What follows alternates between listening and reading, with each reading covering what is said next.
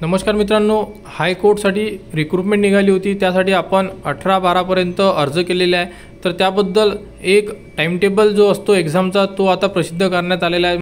अंदाजित जो time table असतो हायकोर्ट ज्यासाठी आपण अर्ज केलेला आहे तो टाइम टेबल आता बघूया आपण।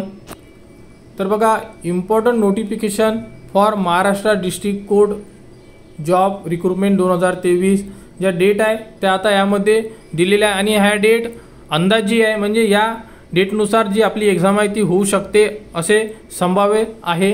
तर बघा, 1/12/2023 जी ॲडव्हर्टाइजमेंट आहे ती पब्लिश करण्यात आली होती आणि लास्ट डेट जी होती ती 18/12/2023 या एग्जामची लास्ट डेट होती आणि यासाठी आपण अर्जसुद्धा केलेले आहे।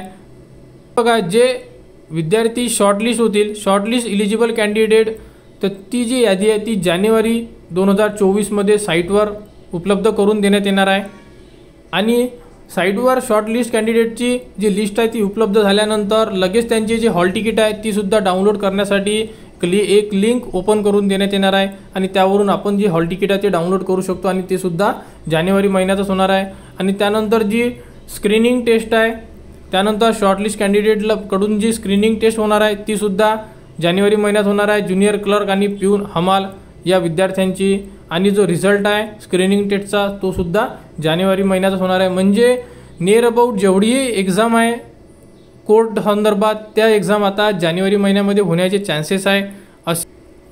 त्यानंतर बघा, लोकल लँग्वेज आणि टायपिंग जी टेस्ट आहे ते पण जानेवारी महिन्यात होऊ शकते।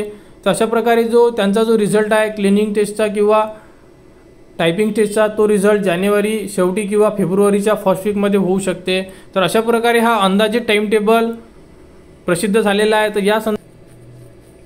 तर या टाइम टेबलनुसार एक्झाम व रिझल्ट लागण्याचे चान्सेस आहे। तर मार्च महिन्यापर्यंत